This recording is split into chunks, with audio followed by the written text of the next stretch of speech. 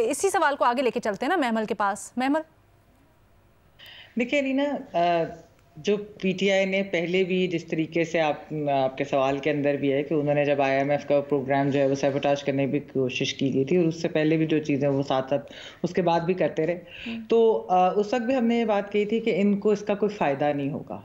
और अभी भी ये जो लिख रहे हैं डोसियर और सब कुछ, इसका लिखने का कोई फ़ायदा नहीं होगा, क्योंकि देखें आईएमएफ तो ये डिक्टेट नहीं कर सकता कि इलेक्शंस ठीक हुए हैं कि नहीं हुए हैं, बल्कि कई ऐसे ममालिक हैं कि जिसमें डिक्टेटरशिप्स के दौरान भी आईएमएफ के प्रोग्राम्स जो हैं वो चलते रहे, मुशर्रफ दौर के अंदर भी।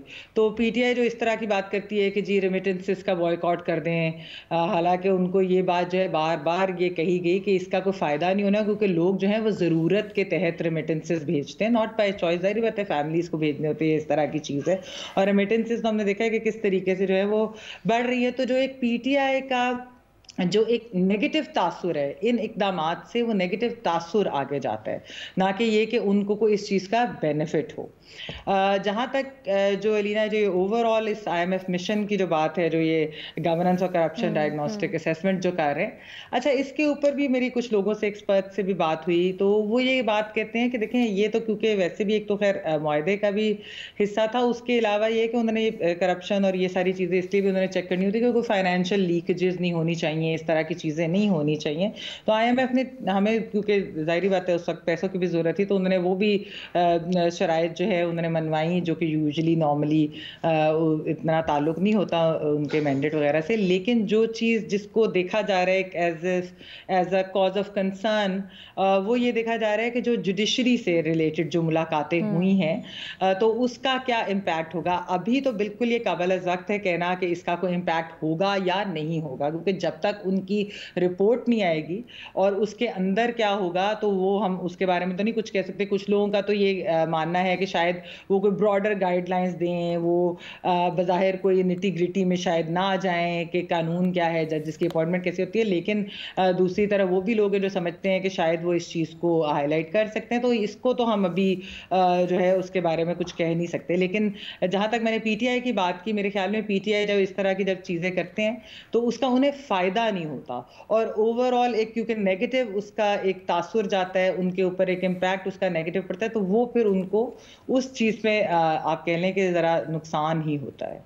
अच्छा महमल, थोड़ा सा ये बताइएगा, क्योंकि आपकी एक्सपर्ट से बात हुई है, माशी इस्तेहकाम आता है पॉलिटिकल इस्तेहकाम से, क्या इस मिशन का ये कंसर्न है, और अगर उसको तहफ़्फ़ुज़ात हुए तो क्या उसकी फाइंडिंग्स जो जायज़ा मिशन आने उसको मुतासिर कर सकती हैं? नहीं, देखिए जो रिव्यू वाला है उसके ऊपर तो सब एक्सपर्ट्स और जो रिपोर्टर्स भी हैं जिन्होंने इसके ऊपर रिपोर्ट भी किया है, वो तो यही कहते हैं कि उसका इससे ताल्लुक, क्योंकि वो तो आपको पता है कि वो तो पहले है, इनकी रिपोर्ट तो बाद में आनी है। तो फिलहाल तो उस चीज़ के ऊपर तो नहीं कोई एज सच इम्पैक्ट होगा, जो जब तक रिपोर्ट नहीं आएगी तो जो बाकी तो पॉलिटिकल स्टेबिलिटी प्रोग्राम कितना बड़ा कंसर्न है इस मिशन के लिए?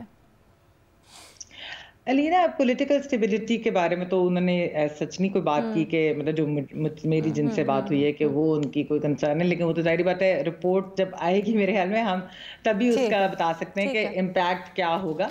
लेकिन हो सकता है कि शायद ये कि एक फंक्शनल जुडिशरी हो, और जो बाकी जैसा फाइनेंशियल लीकेजेस मैंने कहा और प्रोसीजरल जो चीज़ें होती हैं उनसे रिलेटेड जो मामलात हैं जो कि ज़रूरी हैं कि जो रिफॉर्म्स करने हैं उनसे रिलेटेड, वो देखते हैं कि कितना वो उससे सेटिस्फाई होकर जाते हैं। बिल्कुल सही। मज़हर अब्बास साहब, पाकिस्तान तहरीक इंसाफ को एटलीस्ट अभी तक, क्योंकि आईएमएफ का जो होगा वो तो आगे जाकर पता चलेगा, इससे जो पब्लिसिटी मिल रही है क्या वो उनके हक में है या that's bad publicity for them? देखिए ये एक फ्रस्ट्रेशन है, जाहिर है ऑब्वियसली वो ये समझते हैं और बाय एंड लार्ज इस बात को बहुत से लोग तस्लीम करते हैं जो उनके मुखालिफ भी हैं कि 8 फरवरी का मैंडेट तो उनका मैंडेट था और उनका मैंडेट छीना गया है। और ज़ाहिर एक ऐसे शख्स के, एक ऐसी पार्टी से जिसका उस मैंडेट छीन लिया गया हो, वो हर फोरम, जो भी पॉसिबल फोरम है वो यूज़ करेगी टू डिसक्रेडिट जिनको मैंडेट दे दिया गया। उनके लिए हर तरह की रुकावट, अब उन्होंने स्ट्रीट एजिटेशन करके देख लिया, उसमें उन्हें खातिर खा कामयाबी नहीं मिली, और बहुत से तरीक़े उन्होंने करके देख लिए। फिर उन्होंने चीफ़ जस्टिस ऑफ पाकिस्तान को एक ख़त लिखा डॉक्यूमेंट्स के साथ, फिर उन्होंने 3 खतूत जो है आर्मी चीफ़ को लिखे, जो कि आज आर्मी चीफ़ का बयान आया कि उनको कोई ख़त नहीं मिला। तो तो ये साइन ऑफ फ्रस्ट्रेशन शो कर रही है on part of the PTI. लेकिन सवाल ये है कि हुकूमत ने का क्या मौक़िफ़ है जो आईएमएफ का वफ़द चीफ जस्टिस ऑफ पाकिस्तान से मिला है। ऐसा कभी भी नहीं हुआ। देखिए, IMF normally government to government deal करता है, गवर्नमेंट से डील करता है, गवर्नमेंट से कोई भी गवर्नमेंट हो, मिलिट्री गवर्नमेंट हो, सिविलियन गवर्नमेंट्स हो, उनसे डील करता है। वो पॉलिटिकल पार्टी से डील नहीं करता, अनलाइक बहुत से जो एम्बेसडर्स होते हैं वो मिलते रहते हैं पॉलिटिकल लीडर से। लेकिन मुझे याद नहीं पड़ता कि इससे पहले आईएमएफ के किसी वफ़द ने किसी भी चीफ जस्टिस ऑफ पाकिस्तान से मुलाकात की हो, और गवर्नमेंट उस पर गवर्नमेंट जो है उस पर जो है गवर्नमेंट भी चुप है, बल्कि कहीं आ रहा था कि तारीफ़ भी की गई है, उसमें कोई हर्ज नहीं है। और इवन पीटीआई ने ये कहा कि इसमें कोई हर्ज नहीं है। सर, आई थिंक पीटीआई ने अपने तहफ़्फ़ुज़ात का इजहार किया। मैंने शायद कल ये भी आया था। मसला ये है, पीटीआई का मसला ये है कि कोई एक बयान देता है, कोई दूसरा बयान देता है, ये भी एक प्रॉब्लम है ना। तो मेरे ख्याल में पीटीआई का ये ख़त लिखना आईएमएफ को, जिसके बारे में उनका मौक़िफ़ कुछ और रहा है, एक फ्रस्ट्रेशन शो करती है। और वो फोरम यूज़ कर रहे हैं, और लाइक एनी पॉलिटिकल पार्टी जो समझती है कि उनको विक्टिमाइज़ किया गया है, जहाँ से वो समझते हैं कि गवर्नमेंट को वो हर्ट कर सकते हैं। अब आईएमएफ इस पर रिएक्ट करेगी, आई डाउट आईएमएफ इस पर रिएक्ट करेगी, लेकिन वो एक डॉक्यूमेंट हो जाती है। वो डॉक्यूमेंट हो जाती है कि अगर पॉलिटिकल इंस्टेबिलिटी आती है और आइंदा आने वाले वक्त के लिए, तो तहरीक इंसाफ की ये फ्रस्ट्रेशन है जो शो कर रही है कि तहरीक इंसाफ हर फ्रंट पे कोशिश कर रही है किसी ना किसी तरीके से चीज़ें उनके हक़ में बेहतर हों और ये हुकूमत के हक़ में ना जाएं।